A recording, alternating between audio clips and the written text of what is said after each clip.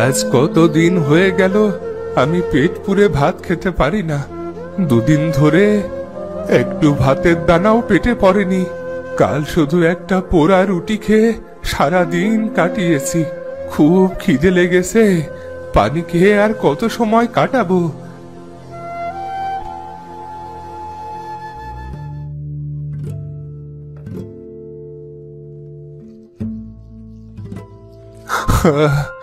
আমার আমার খিদে পেয়েছে, খুব খিদে পেয়েছে। যাই যাই। চাচা, কি হয়েছে? আপনার এমন দেখাচ্ছে কেন? আর বলো না বাবা, আমার অনেক কষ্ট। আমি কাল থেকে কিছু খাইনি। আমাকে কিছু খেতে দেবে বাবা? কিছু খেতে দাও না। চাচা, আমার সাথে আসেন, আমি খেতে দিচ্ছি।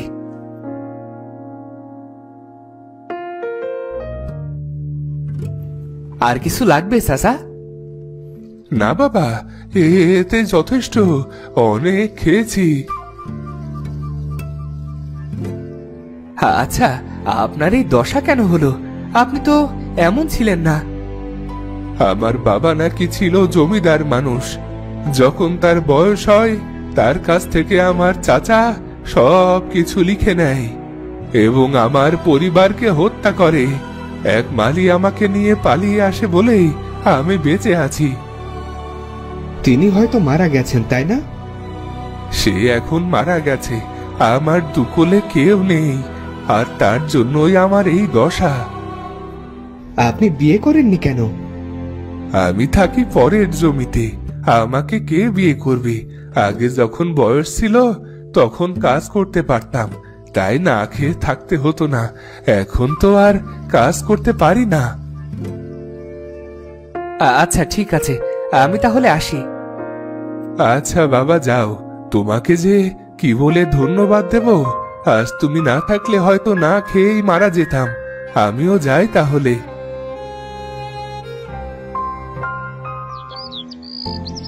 বুড়ো বাড়িতে চলে আসে।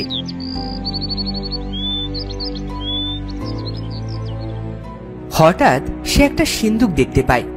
সেটি বুড়ো খুলতে যায়, কিন্তু কোনোভাবেই সেই সিন্দুকটি খুলতে পারে না। একটা হাতুড়ি দিয়ে পিটিয়ে সে সিন্দুকটি খুলতে পারে। সিন্দুকের ভেতরে ছিল একটা সোনালী ছাতা। ছাতাটির হাতা ছিল সোনালী রঙের, আর তার উপরে ছিল 3টি রং। আরে, এটা দেখে তো মনে হচ্ছে সোনালী ছাতা। এটা এইখানে কি করে আসলো? খোদা হয়তো আমাকে উপহার পাঠিয়েছে। এবার মনে হয় আমার দুঃখটা একটু হলেও কমবে। আমাকে আর না খেয়ে অন্তত থাকতে হবে না।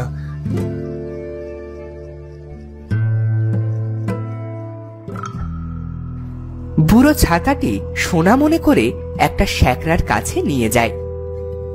বাবু, এটাকে আমি বেচতে চাই।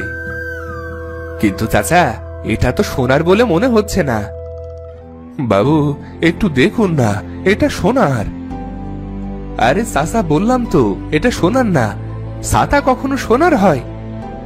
বাবু, দেখেন না একটু। আচ্ছা, দিন দিন দিন আমার কাছে। চাচা, এটা রং করা, এটা সোনার না তো। আচ্ছা বাবা, দাও, ছাতাটা দাও তাহলে।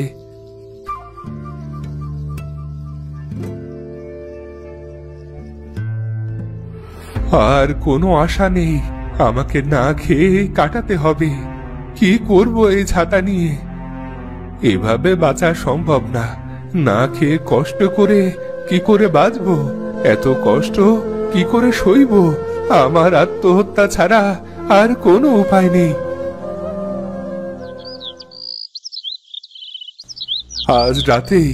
আজ রাতেই আমি সবার আড়ালে বনে যাব, তারপর আত্মহত্যা করব।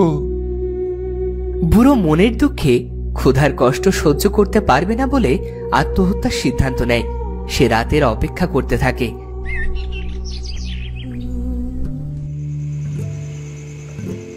অবশেষে রাত হয়। বুড়ো বাড়ি থেকে বেরোনোর প্রস্তুতি নিতে থাকে। না, আর দেরি করলে চলবে না, মধ্যরাত হয়ে গিয়েছে। এই বলে বুড়ো যেই উঠতে যাবে, সেই দেখে তার সামনে সেই ছাতাটি।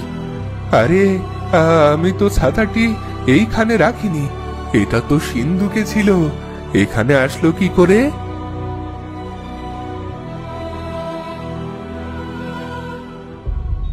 না, এবার যেতে হবে। বিছানার সামনে আবারও ছাতাটি হাজির হয়। ভূত, কে আছো? বাঁচাও আমাকে, এ ভূত ভূত। আমি ভূত নই গো, আমাকে তুমি ভয় পেও না, শান্ত হও। চেয়েছিলাম আত্মহত্যা করতে, অবশেষে ভূতের হাতেই মরতে হবে। তুমি আমাকে ভয় কেন পাচ্ছ?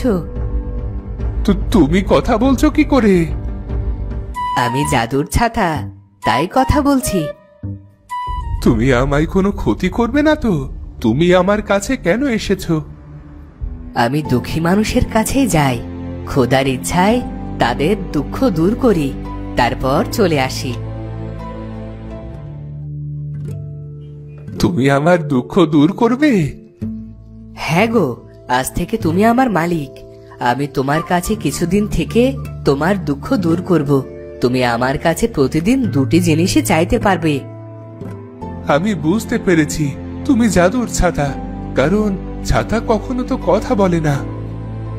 হ্যাঁ, আমি জাদুর ছাতা, তুমি তোমার ইচ্ছের কথা প্রকাশ করো। তুমি আমাকে কিছু খেতে দেবে গো? আমার না খুব ক্ষুধা লেগেছে। নিশ্চয়ই দেব, এই নাও খাবার। এই বলে ছাতাটি অনেক রকম খাবার বুড়োর সামনে নিয়ে আসে, আর বুড়ো সেইগুলো দেখে অবাক হয়ে যায়। এগুলো সব আমার খাবার, আমি খাবো? হ্যাঁ, তুমি পেট পুরে খাও। তুমি আমার কাছ থেকে প্রতিদিন নানান রকম খাবার আর 2টি করে মোহর পেতে পারবে, সেটা দিয়ে তুমি অনেক ভালোভাবে চলতে পারবে। এই বলে ছাতাটি 2টি মোহর দিল বুড়োকে। মোহর নিয়ে নিয়ে বুড়ো বাজারে যায় সেগুলো বিক্রি করতে।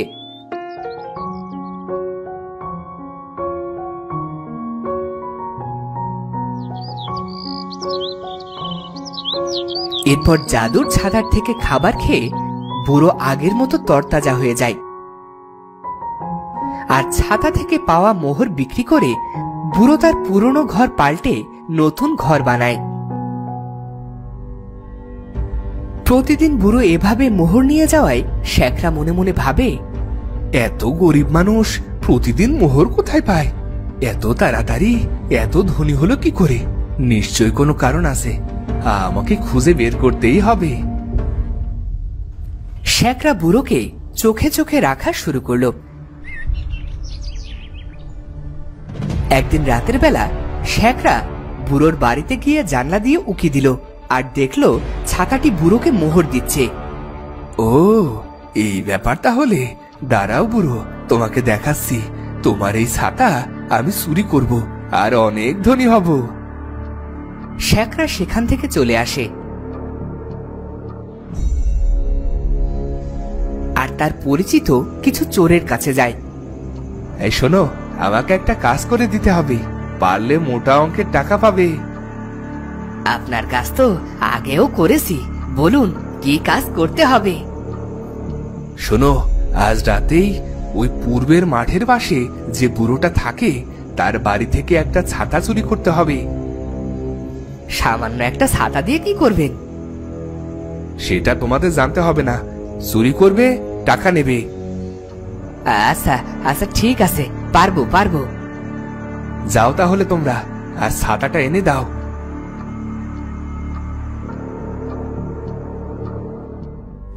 শেখরা কিছু দূরের একটা গাছের পেছনে দাঁড়িয়ে থাকে, আর ওইদিকে চোরেরা বুড়োর বাড়িতে গিয়ে সেই ছাতাটি খুঁজতে থাকে। আর কিছুক্ষণ খুঁজেই তারা ছাতাটি পেয়ে যায়। যেই না তারা ছাতাটি নিতে যায়, অমনি ছাতাটি উড়ে এসে চোরেদের মারতে শুরু করে। ওরে ওরে ভূত! আরে এ তো ছাতি নয়, এ তো ভূত! পালা পালা পালা, তাড়াতাড়ি পালা! মাগো বাবা গো, ছেড়ে দাও, আমাদের ভুল হয়ে গেছে। আমরা আর কোনোদিনও চুরি করবো না। কে আসো, বাঁচাও বাঁচাও! আর কোনোদিন চুরি করবি না? না না, আর চুরি করবো না। এই কি হলো? তোরা পালাচ্ছিস কেন? আর আমার ছাতা কই? মাফ করবেন, আপনার কথা শুনলে এমন হতো না। কি হয়েছে সেটা তো বল। এই, তোরা জীবন বাঁচাতে চাইলে পালা পালা পালা। আরে আরে যাস কই? আমার ছাতা দিয়ে যা। ও মাগো, বাঁচাও! ভূত কে আছো, বাঁচাও! ছেড়ে দে আমাকে, আমার ভুল হয়ে গেছে, আমাকে ছেড়ে দে, মারিস না আমাকে, আর কখনো লোভ করবো না।